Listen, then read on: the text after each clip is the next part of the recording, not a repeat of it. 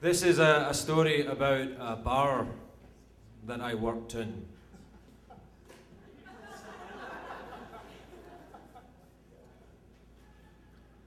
And it's called "An Injury to One is an Injury to All." I suffered a horrible injury at work, thanks in part to a soccer game. The bar I worked in had a Scottish theme and name. I was the Scottish voice walking the plank. The establishment was owned and operated by a Korean family. This made perfect sense. The Koreans I had met drank a lot, yelled at each other, acted moody, and had seen their homeland historically trampled by a neighbouring asshole country. Their language had been suppressed, their culture assaulted. They were the Scotland of Asia. Naturally, they loved soccer.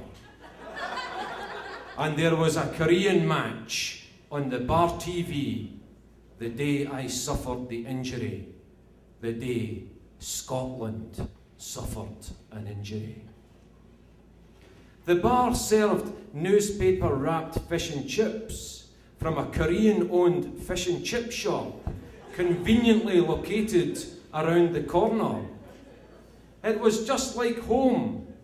I had grown up eating fish and chips several times a week, sometimes several times a day.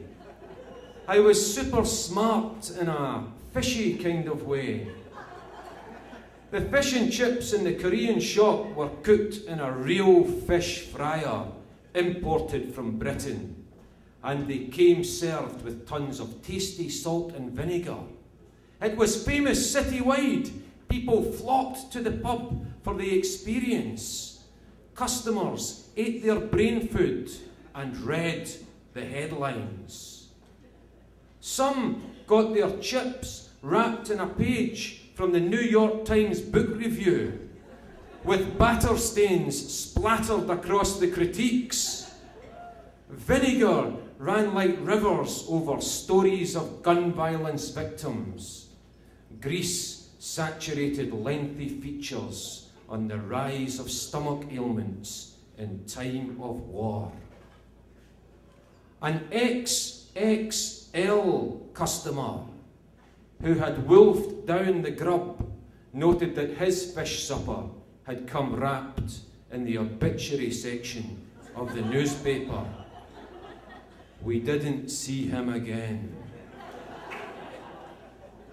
The Korean workers in the fish and chip shop worked under harsh conditions. The boiling oil from the fryer would spatter their arms and hands, leaving wisps of tiny scars. The oil made its way to the face. The slime had to be scrubbed off after each shift. It was worse than being a car mechanic.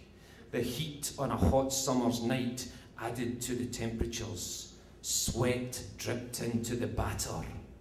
Drinking on the job was essential. The pub supplied them with Heineken all night long. And finally, one of them snapped. The headline on the greasy newspaper could have read, "Traditional Scottish fish supper massacred by Korean lunatic." A deranged, drunk Korean male employed at the chip shop had murdered a fish supper. He had stabbed Scotland's favourite food in the heart. On the night of the crime, besides slaving at the fryer, he was delivering the food to the bar. Before heading back to the slog, I saw him catching some of the game on TV. He kept shaking his head. He walked the fish and chips down an alleyway that resembled a modern inferno. His path was littered with junkies and homeless people in wheelchairs, some of them missing a limb or two. A midget hooker blew creeps in the doorways. Transsexual whores flashed cock-a-doodle-doo at the slow-moving motorists. The tourist guidebooks shied people away from places like this. But if you wanted to find Scotland in San Francisco, here you came. Perfect. Maybe the starving hand reaching out for a chip had accosted him. The smell of fish and chips trumped the reek of urine and shite that flowed freely down the alleyway. Or perhaps he had been offered relief at the gummy heights of the midget hooker. Maybe the soccer game on TV had set him off. Or maybe a taxi driver had almost killed him as he crossed the road. Whatever it was, here was a man who would not take it anymore. I saw him standing in the food delivery area next to the bar. Suddenly, as if a cannon had gone off inside his head, he slammed the fish supper onto the floor and stomped on it with ferocious leanings, doing a few taekwondo moves on this dying Scottish dinner just to finish it off.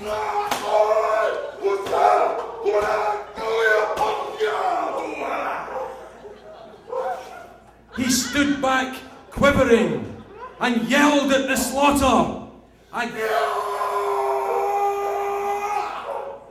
A ghastly scream that stiffened spines and prompted heads to stretch over the bar to see who had just been murdered. The poor little fish bones lay splattered amongst the flakes of white meat. The skin was bruised and, yes, horribly battered. It was a culinary crime scene, and the murderer was there.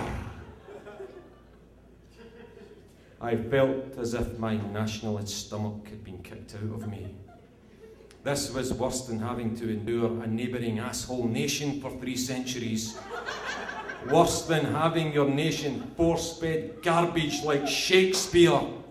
More traumatic than accidentally tuning into the BBC for the last night of the proms from the Royal Albert Hall, with all the Union Jacks being flown by the assholes in the neighbouring asshole nation.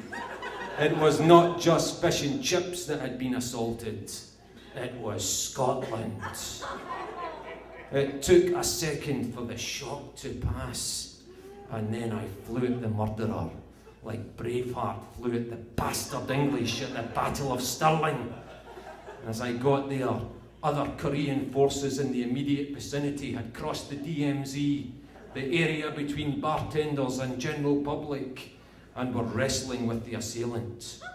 Before I could attack him with a pot of boiling bar coffee, he pushed me away, broke free, and fled the scene. I slipped on the greasy floor on the remains of the dead. I picked up the fish supper and folded it back into the newspaper. The chips were mush and the fish was torn asunder. In sombre mood, I placed the carcass in the trash can. I thought about storming down the alley to the chip shop to thrust the murdering bastard's head into the oil, but someone asked me, "Has my food come yet?"